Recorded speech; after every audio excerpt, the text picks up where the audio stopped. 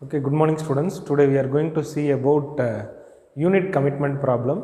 The statement of this problem, which is determine the periodicity list using full load average production cost for the data given. Okay, this is the tabular column which we have seen that unit numbers they have given, and then loading limits, that is minimum and maximum limits, and the fuel cost parameters. Already we studied about in previous problems the cost functions. Okay, ai, bi, ci are the constants, so the respective values they have given, and one more term which is as a fuel cost. So fuel cost, which may be denoted as k. Okay, so like algorithm, through the algorithm we have seen in the previous class, we are going to solve this problem. What they are asking means we have to arrange the units depending upon their commitment. Okay, so already we saw about the unit commitments. So what is the commitment?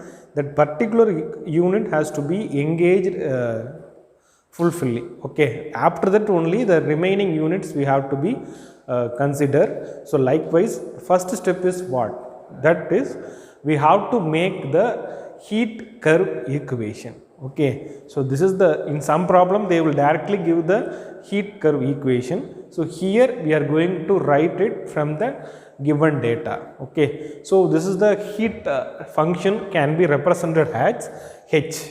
So here number of units is 3. So first unit we are named as H1, H2 and H3. So what is that means? Heat function is similar to that of cost function we have derived in that previous derivations. So that is AI PGI square. Okay, so AI is nothing but this 0.006. Okay, plus BI PGI plus CI. Okay, so this is the heat curve equation. Okay, so similarly H2 and H3. Okay, why I am writing these heat curve equations? Okay, the second step is what? We have to find the FLAPC. So what is on the FLAPC?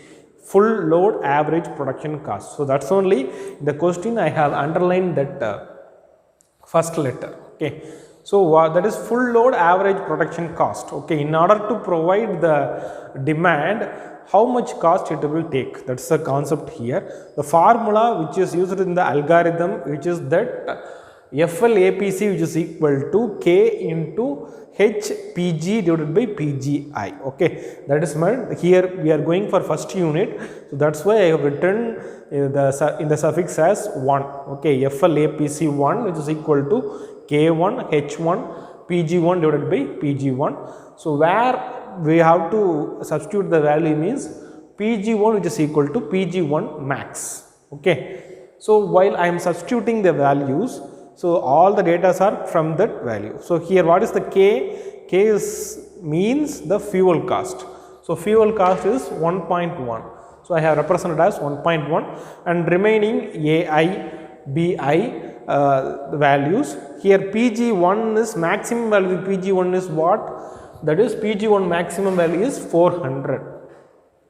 So that's why I represent as 400, and remaining of that also we are using that 400 values.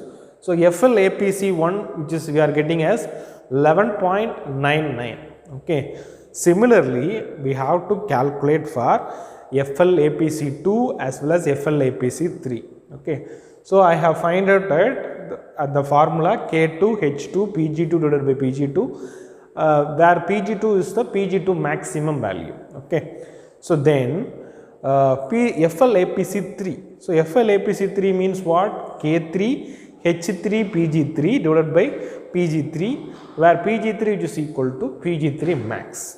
Okay, so the FLAPC 3 value is 11.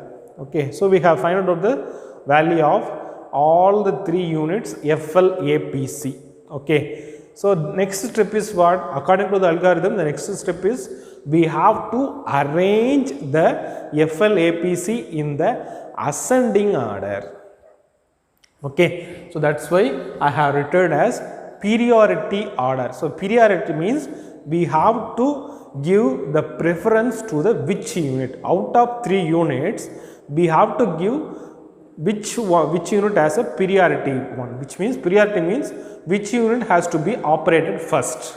Okay, so for that in the algorithm they have given as we have to arrange the units in the ascending order. Okay, so that's why I have represented. So ascending order means that we are going with smaller values to the higher values. So out of these three FLAPCs, 11.99, 14.8, 11, what is the thing we have to do? First one which is as the 11, okay, then is 11.99 and then is 14.8. that is first unit as third unit, second one is first unit, and then last one is the second unit. Okay, so we have to write the data as minimum and maximum values. So minimum values has a 150 and 150. So I got the values from the question. Okay, these are the maximum minimum values. So with respect to the unit, we have to write the minimum and maximum values of the generators. Okay, so then you have to do the unit commitment. This is the question they have asked.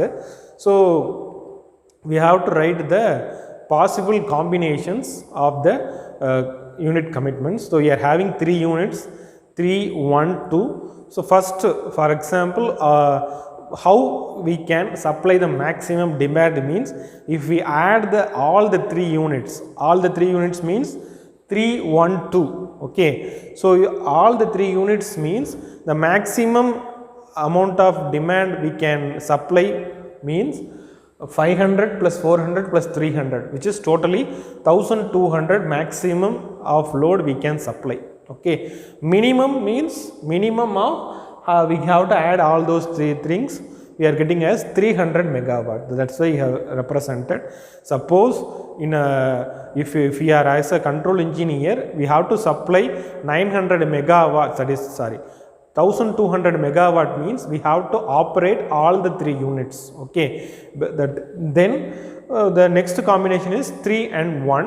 Okay, so 3 and 1 means that is 250 and then 900, and the remaining is 3, which is 150 and then 500. And one more question we can arise, that why can't we use 1 and 2? Okay, so 1 and 2 is we are having. So while we are adding these two, 150. Okay, so already we are third unit itself, it can supply the 150 units. So why we can't use that combination of 1 and 2? So separately 1 unit itself it can supply 150 units.